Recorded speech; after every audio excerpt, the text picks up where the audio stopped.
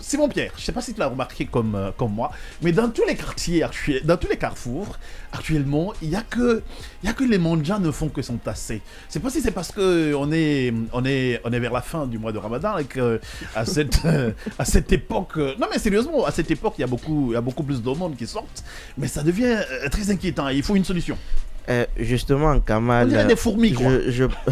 On parle de cette situation avec des sentiments mitigés, parce qu'on a l'impression, au-delà de parler du fait qui existe, est-ce qu'au préalable, il y a eu des actes posés?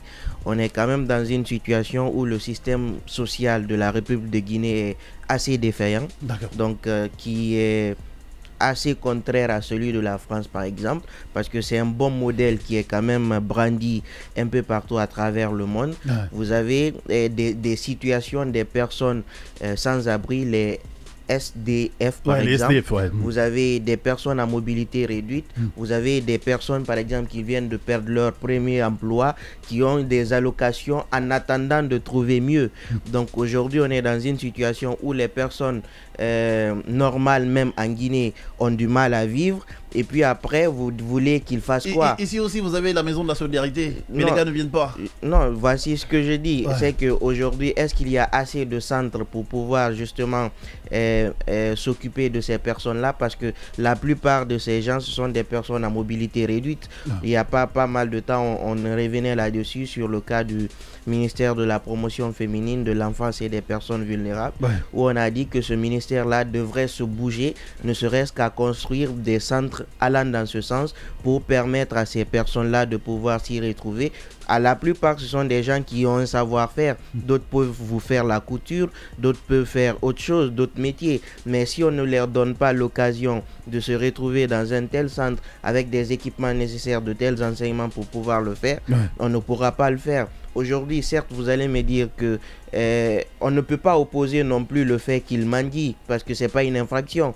Et vous revenez dans le code pénal, nulle part c'est écrit que la mendicité est une infraction. Après Simon Pierre, quand c'est fait par de jeunes gens, même pas de jeunes gens, mais pas des enfants, non, ça devient inquiétant. Je veux revenir. Tu vois des enfants d'à 10 ans, c'est qui est une infraction, qui t'ont très bien maîtrisé la Fatiha aujourd'hui. Tu vas comprendre tout à l'heure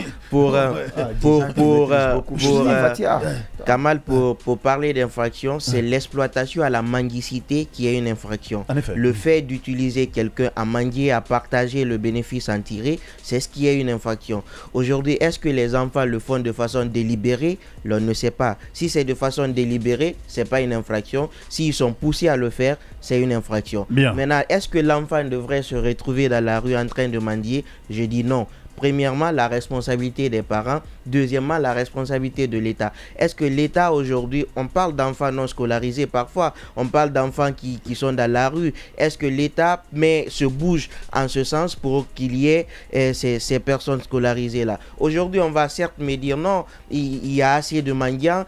Si l'on ne veut pas qu'il y ait de mendiants, mais pénaliser la mendicité. Et au-delà de ça, vous savez qu'on est quand même dans un contexte assez important. On est des gens où la religion est beaucoup ancrée. On me dira aussi en France, il y a le christianisme, mais ils ont privilégié en tout cas l'aide, l'assistance humanitaire, parce que là-bas, la personne humaine est sacrée. On prend soin de la personne humaine. C'est pas comme chez nous ici où les uns se promènent un peu partout. Là-bas, peu importe votre situation, vous savez, ils sont répertoriés. Aujourd'hui, par exemple, il nous est très difficile de savoir, d'ailleurs, le recensement pour la population, on ne sait même pas on est combien. Première considération, quelles sont les personnes qui sont actives, quelles sont les personnes à mobilité réduite, quelles sont les personnes qui ont besoin d'assistance. Je pense que c'est tout un travail qui doit être fait. Et puis, à l'issue de ces fichiers-là, savoir effectivement quels sont les besoins, les personnes qui ont besoin d'assistance. La fois passée dans ce studio, j'avais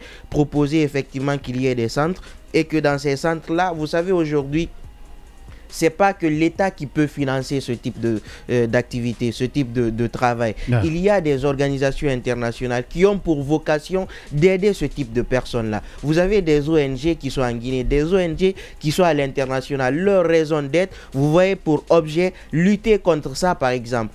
Et que ces ONG-là ont des bailleurs qui financent et qu'ils doivent mener des activités et faire des rapports. Si vous faites ce type de travail en amont, je pense que ça va non seulement diminuer, en tout cas aider l'État en disant que l'État a mis en place ce centre, mais aussi qu'il y ait une subvention annuelle, que même dans la loi de finances qu'on les prévoit dedans, et que par après qu'il y ait d'autres organismes qui pourront aussi éjecter de l'argent. Ça va nous permettre... Non, mais ils ont parlé tout à l'heure dans le procès, ils m'ont... C'est vrai, je veux terminer rapidement. Oui, pour finir. Pour finir, je pense que... Non, ça n'a rien à voir. Pour finir. Voilà, je pense qu'il y a un gros travail à faire et que l'humain doit être au centre de nos préoccupations. C'est vrai, on va s'offusquer de dire non, les gens manguent et tout, mais au-delà de ça, est-ce qu'on se rend compte du système social qui est mis en place? Procureur Odilon, est-ce que tu comprends cette prolifération, toi aussi? Il faut quand même rappeler que quand on parle de mendicité, il regorge quand même, c'est un phénomène social. Voilà, il faut l'apprendre plus de ce point de vue-là.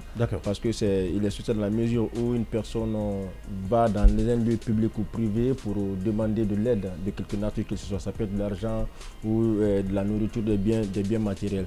Mais puisqu'on parle de propositions, de solutions pour vraiment réduire ce nombre de mendiants dans la cité, au-delà de ce que Simon a dit, mais moi je pense que quand on prend le phénomène, il est bidirectionnel et binaire. C'est-à-dire, il faut prendre ici, il y a deux pôles. Il y a le mendiant qui est là et celui, le généreux qui donne. Donc aujourd'hui, il y a quand même dans l'arsenal pénal guinéen, la mendicité en tant que telle n'est pas punie. Mais est-ce qu'il ne faut pas revoir la chose? Parce que s'il n'y a pas une mesure répressive, à mon avis, il sera difficile de contenir la chose. Une chose est de construire des centres, de les équiper. Mais c'est vrai, nous avons quelques centres, même pas qui ne présentent pas des images reluisantes. Mais les gens, on les envoie souvent, mais ils ressortent. Parce que c'est juste qu'en restant dans le centre, ils ne gagnent pas. Soit ils gagnent peu, ils gagnent moins par rapport à quand ils se retrouvent dans la rue. Et après ça, quand vous traversez par exemple les ponts, les différentes passerelles que nous avons où ils en ont fait leur abri, ça ne représente pas une belle image même de la ville et même de ces personnes-là. Donc il faut construire des centres, les équiper, mais trouver un moyen pour les obliger à y rester. Donc des mesures d'accompagnement que l'État doit avoir pour ces gens-là, au-delà même des ONG qui évoluent dans le cadre humanitaire, même les unités industrielles qui s'installent. Ça peut être une des obligations qu'on leur donne en termes d'accompagnement, non, la RSE est en termes d'accompagnement des communautés ici. Mais l'autre chose, c'est quoi? C'est qu'il faut quand même trouver un moyen juridique pour interdire aux gens de donner aux personnes qui se promènent dans la rue. Si vous voulez donner, c'est si Kamal par exemple veut faire un don à un mendiant, qu'il aille dans un centre, est-ce que c'est pas une mesure qui pourrait les obliger à retourner dans ces centres-là? Super. Donc moi c'est un peu cette analyse que je voudrais porter à Merci beaucoup à toi, procureur Odilon. Oui, vas-y Yanné, je t'écoute là-dessus. Moi je pense bien qu'aujourd'hui, cette question ici, on a débattu ici avec le procureur Yacine dans les 12 millions du procureur ici. Super. Pendant les vacances, Oui, pendant les vacances. Super, allez, vas-y. Donc dis-nous, redonne-nous ce que vous avez donné à l'époque. Ce qui est aujourd'hui prépondérant dans cette situation, c'est que c'est une mendicité aujourd'hui qui est devenue internationale. Aujourd'hui, vous avez des Léonais qui quittent qu'on appelle les Mauritaniens, la Sierra Leone. La Sierra Leone et la Mauritanie, un peu le Niger aussi, qui viennent ici. Donc, n'est-ce pas, faire. Et puis, ce sont ces Mauritaniens qui s'accrochent à vous là. Voilà, ils ont une manière spéciale de. Cette activité. Finalement, aujourd'hui, c'est devenu un business. On arrive, c'est un problème. Aujourd'hui, ici. Et deuxièmement, ici, je pense bien que Simon il a raison quand il parle ici que la mendicité en tant que telle n'est pas interdite dans le droit positif guinéen ici. C'est vrai, effectivement, c'est ça ici. Mais sauf que quand vous vous arrêtez près ici pour observer effectivement comment ces gens-là procèdent ici, il va sans dire que ce n'est pas de la mendicité. Bon, il y a certains qui font de la mendicité, mais la plupart font de l'exploitation de la mendicité. Parce que vous voyez des enfants qui sont avec des mères qui sont... avec des parents. Voilà, des papas ou soit de leurs mères qui sont assis tranquillement sous l'arbre là-bas. Des enfants après, c'est pour dire Goulé aurait Bouma. Après, c'est pour dire Goulé Il n'y a pas un truc qui m'énerve comme ça. Plus que ça. Goulé au Rebouma, là, ça m'énerve plus que tout. Les jumeaux vous saluent. Alors, donc, merci beaucoup. Donc, vous voyez que c'est là. Ne serait-ce que dire que, comment ils disent Goulé au Rebouma, là, les vraiment sont. Voilà, donc, ne serait-ce que ça, c'est là qu'on utilise ce qu'on appelle les lignes d'exploitation de la mendicité ici. Des jeunes filles qui n'ont pas 3, 4, 5 ans, qui se trouvent sur les ponts de Madina, n'est-ce pas, à quelques, disons, exposées à toutes sortes de dangers là-bas, pendant qu'ils sont assis là-bas. Je pense bien que ça aussi, c'est de l'exploitation de la mendicité ici. Bien. Aussi, les personnes qui vivent avec qu'on appelle les handicaps, c'est-à-dire que les malvoyants, et puis les manchots et consorts là aussi, qui se font assister également aussi par donc, ces personnes, par d'autres personnes aussi, font l'exploitation aussi de la mendicité ici. Bien. Maintenant, pour le tout aujourd'hui, ce qu'il faut revoir dans cette situation ici, il faut effectivement interdire ce qu'on appelle ici, n'est-ce pas, à ces personnes-là qui accompagnent.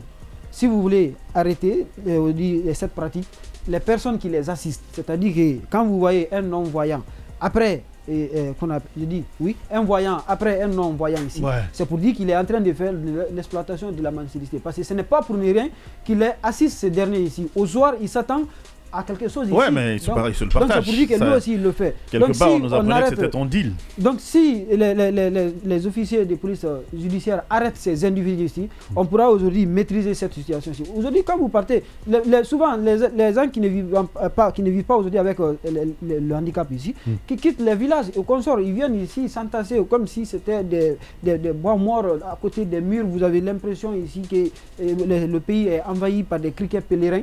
Moi, je pense bien qu'aujourd'hui, c'est parce que notre société elle-même s'est détournée effectivement de sa vocation ici. Parce que quelqu'un qui a les pieds, qui a les membres, qui ne souffre de rien, il ne peut pas quand même venir s'arrêter devant vous pour dire que servez-moi au nom de quoi que ce soit. Il faut travailler. Donc, c'est ce qu'il faut, n'est-ce pas, faire obligation aux individus ici. Mais merci, qu'est-ce que l'État peut faire aujourd'hui? C'est de regrouper ces gens-là. N'est-ce pas, les former aux métiers artisanaux par exemple. D'accord. Sauf que même si c'est difficile de les regrouper pour qu'ils fassent ça aussi, parce que celui qui ne veut pas travailler, quoi que vous lui donnez ici, ne travaillera pas. Merci beaucoup. Sinon, avant, on les avait plutôt donné de l'argent, c'était autant de... Non, il faut les former. Alpha, on les avait demandé de rejoindre les villages, sauf qu'ils sont partis un moment après, ils sont revenus. Oui, vas-y Yacine pour lui. Alors, vous savez que... Diané a dit quelque chose de très important, c'est une mendicité qui est devenue internationale, mais que nous copions aujourd'hui. Quand vous allez vers Gamal, sur le long des rails, vous voyez que c'est toute une communauté qui se crée. Vous avez une entreprise de mendicité, c'est-à-dire qu'il y a le mendiant. Quelqu'un m'a dit que les gars faisaient tontine là-bas. Oui, non, il y a le mendiant, il y a celui qui tient sa canne et il y a le propriétaire de la baraque dans laquelle ils dorment. Alors, comment ça se passe quand ils sortent la journée? Le soir, ils se partagent l'argent à 3. C'est-à-dire que celui qui tient le bâton a un peu d'argent à son quota. Celui pour qui on a tenu à son quota, le propriétaire de la baraque a aussi son quota. Donc l'argent qu'ils obtiennent est divisé toujours en 3. Wow. Vous voyez, donc ça c'est, si on parle d'exploitation à la mendicité, je ne pense pas que ça soit plus éloquent. L'autre chose c'est que ce qui est dommage, c'est qu'il ne s'arrête pas à la mendicité, c'est presque un envahissement.